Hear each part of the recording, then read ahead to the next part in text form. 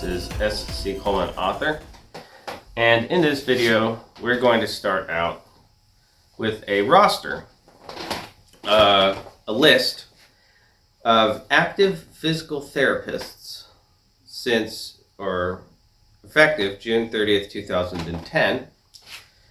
And these active physical therapists are all out of West Virginia.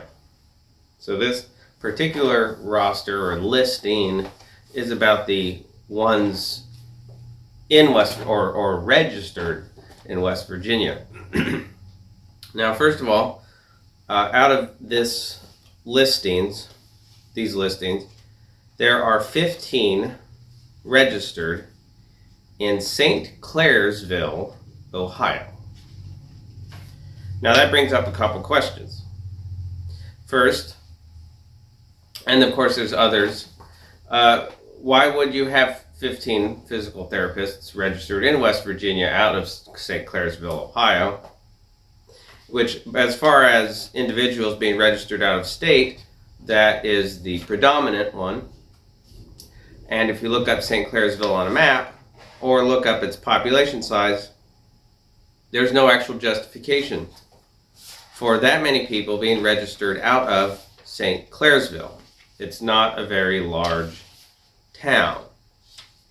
Now on this listing, there is a very odd name, which does not, to me, seem like a real person. That is Jessica Shippe, SHIPE, at 23423 Shippe Lane, SHIPE. That's pretty uncommon that you would find somebody with the same last name as their street address. And it's not the last name street, because, you know, that could happen. So this is out of Freeport, Ohio. Freeport is, in fact, very near the border, like St. Clairsville. But that's obviously not a real person, because that registration could not be, is highly improbable, shall we say. It's also done in all caps, or all capital letters, in comparison to the other names, which are done capital lowercase, the usual format. So this St. Clairsville location is very important for the rest of the filings that we're going to be looking at, the business side of what this is. Now, to compare geographically, we'll take a look at Eagle Pass. Eagle Pass has been in the news since, well, for a while, I suppose, but there's a lot of falsehoods that have been said about Eagle Pass. For one, you have individuals publishing videos in the middle of the desert, which Eagle Pass is not in the middle of the desert. And I had my own fun experiences there. Now, Eagle Pass has two bridges that cross it. Here's this little map I've got here. You have Eagle Pass International Bridge 1, and then you have the Camino Real International Bridge, two of them. Now that's very important. The nearest town to Eagle Pass is Carrizo Springs, or Carrizo Springs, Carrizo, or Carrizo, however you want to say that. Carrizo. Now when you look at Carrizo Springs and Eagle Pass, you'll find that there are a large number of airports. Now looking at this geographically, Carrizo and all the other surrounding towns are very small. Eagle Pass itself is not a large city or town. So when they published their bogus fake news crap about 10,000 National Guard troops, which of course there's not 10,000 National Guard troops probably in the entire country, being sent to Eagle Pass, well, that brings up a question: where are they going to stay? And can the town actually handle it? And I would, of course, say no. Now, the other thing about it is Eagle Pass is not a major thoroughfare. The major thoroughfare, the closest major thoroughfare as far as border crossings go, is El Paso, the international bridge, large international George W. Bush bridge there. So Eagle Pass is by no means a major thoroughfare. It's very small, and the surrounding areas are very small too. Now, when you look at it and say this is really small, what you'll notice is that there's a large number of airports in the region. There are specifically about 12 different airports in the surrounding area near Carrizo and Eagle Pass. And there's no logical reason for there to be that. Well, there is a logical reason, and I'm fairly certain I know the reason for it. And as I'm sure most would immediately assume, all of these airports are designed for trafficking of weapons, drugs, children, that sort of thing. Now, when we look at St. Clairsville, we find a similar element. St. Clairsville to Wheeling, West Virginia, you find you've got 9 airports in the general vicinity. Now, Wheeling, West Virginia, right near St. Clairsville, is a island crossing for a river, a big river, into Ohio. So it's a border crossing between states instead of countries, which is virtually the same thing, considering the word country technically is a word for the land, the region. So you've got a Wheeling suspension bridge, which was apparently designated a National Historic Landmark in 1975. And so that's going to be your pretext or cover for control of this crossing area. Because that's the first thing they need to do. They need to establish corporate control, get in their little subcontracted security guards, and ensure that they stop everybody else and they control the presence of stopping trafficking, right? Trafficking of human trafficking, whatever, so that they can then do it. Essentially speaking, they'll have a monopoly on that and also go around pretending like they are there to halt it. Now, Wheeling, West Virginia has some really weird pictures. I don't know if you can see that very well, but if you're interested, all you have to do is go to the Google Maps location and find these really disturbing pictures there. One has to wonder what those signify.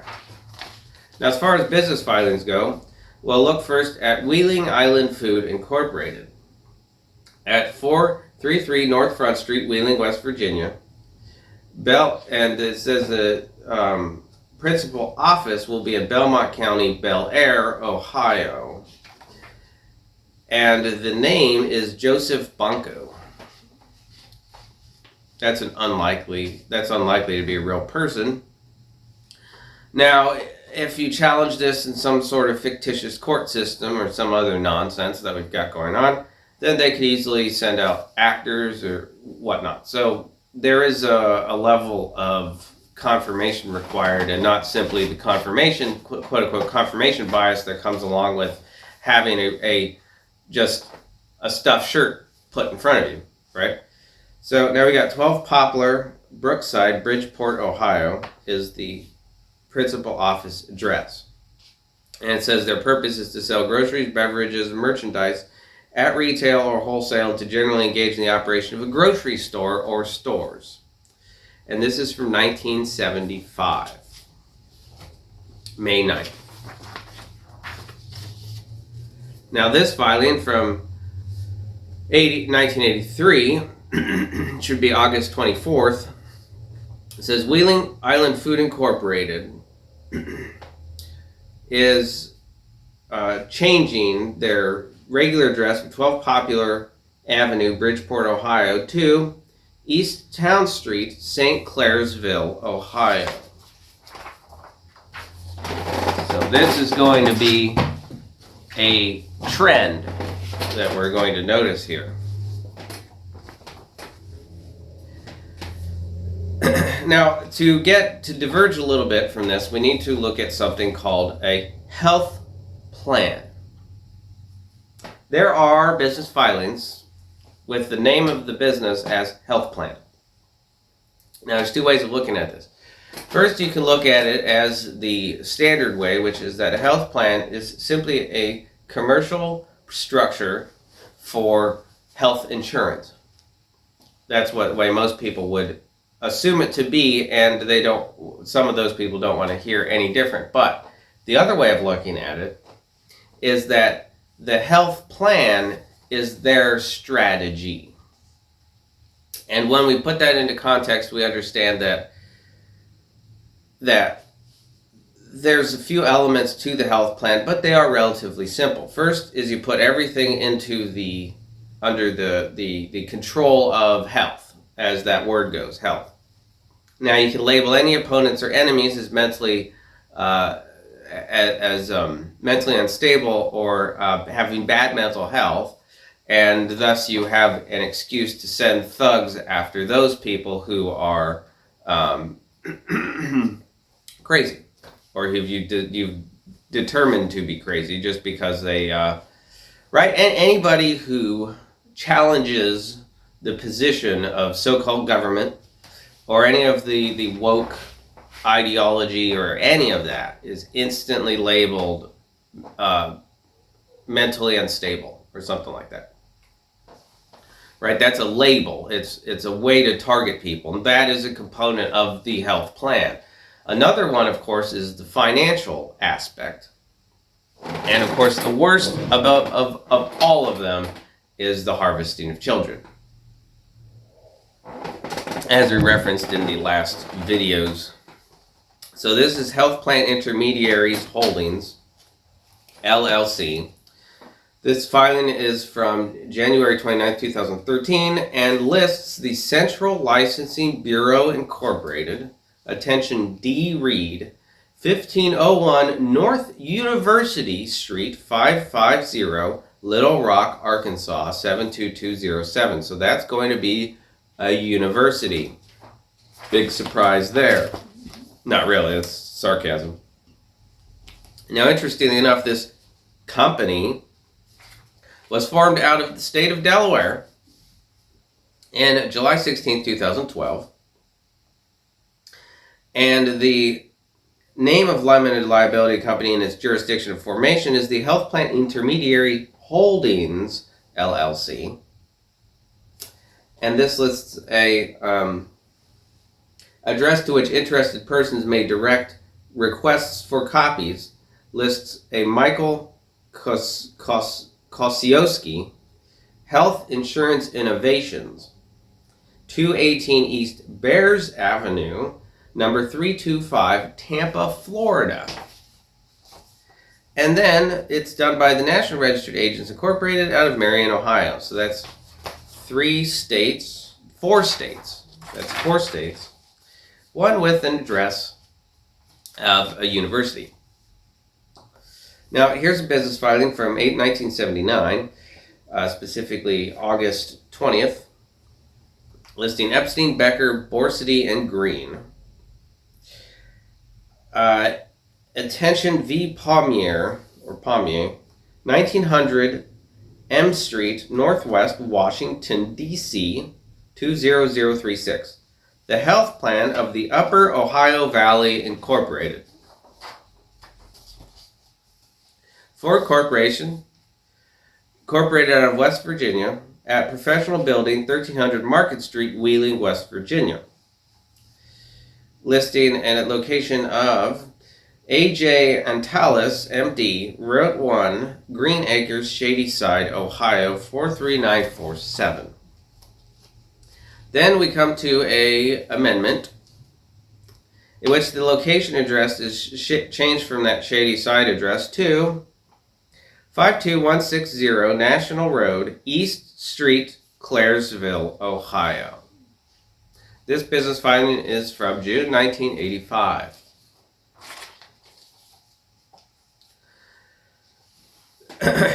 The Board of Directors of the Health Plan of the Upper Ohio Valley Incorporated, a West Virginia nonprofit corporation, desires to amend the articles of incorporation of the corporation to change the name of the corporation to the Health Plan of West Virginia Incorporated.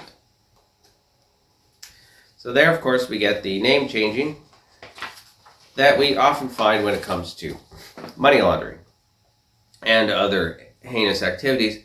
Now, this filing is from May 27, 2020, Charleston, West Virginia, the health plan of West Virginia Incorporated, 1110 Main Street, Wheeling, West Virginia. This is the West Virginia offices of the Insurance Commissioner. Now this lists a Susan L. Buchanan, CPA, St. Clairsville, Ohio, Lee and Associates, CPA, and says that that person has been a board member since 2015. Now this brings us to a 1988 filing of Chen and Lee Associates, Incorporated, with an address of 10 Willow Road, St. Clairsville, Belmont County, Ohio, 43950. Next, we have the Articles of Incorporation of Busco Incorporated, with the incorporator as a Susan Buchanan of 1024 Martindale Drive, Talmadge, Ohio, 44278. The initial directors are a Susan Buchanan at the same address, and a Betty Susko. There's something very odd. You've got Busco Incorporated, you have a Betty Susko. Now the Betty Susko name is at 2275 Winter Parkway, Cuyahoga Falls, Ohio, 44221. But the Susan Buchanan address is at the same address as the business. Very interesting there. Next we have Calico Properties, LLC, also with the Susan Buchanan at 1024 Martindale Drive, Talmadge, Ohio. Also listing an Audrey Wilson. Finally, I believe this is our last document here. We have a quitclaim deed in the matter of approving the quitclaim deed conveying parcel number blah blah blah to Port Authority. The Board of County Commissioners, Belmont County, Ohio, for valuable consideration paid, grants to the Belmont County Port Authority a body corporate and politic whose tax mailing address is 101 North Market Street, St. Clairsville, Ohio, 43950. Following property situated in the northwest quarter of Section 14, Township 4, and Range 3, York Township, Belmont County, Ohio. Accepting and reserving from this conveyance, however, all the coal underlined said above described premises, together with all mining rights and privileges, which have been sold and conveyed to other parties. Interesting. Together with the joint use of a roadway and to and along the south side of land owned by George and Pearl Steiner, and south side of Emma McGrew's Lane from the western end thereof to the said highway number 148, together with all right, title, and interest of grantors in and to any streams, alleys, roads, streets, ways, gores, or railroad rights of way abutting or adjoining said above described tract. And this gets us into a couple different elements here. First of all, St. Clairsville, like many of these other locations that bear the same geographical resemblance of two bridges at a crossing, a whole bunch of hanky filings and all that stuff, also have juvenile detention centers. Among other things, they also have closed dumping grounds, all of which, as we covered in our last video, are required for transportation, harvesting of children, and then disposal of their bodies with regular trash or waste. And that's exactly how they do it. Among other things, you also, of course, have firearms trafficking to their various thugs and agents and whatnot. And you have, naturally, drugs, right? Always got the drug angle. But the biggest thing here is that these entities treat absolutely everything like their personal property. As the saying goes, you will owe nothing and be happy about it. And that is the situation we're living under. And of course, all of this is done effectively as treason and under false pretense.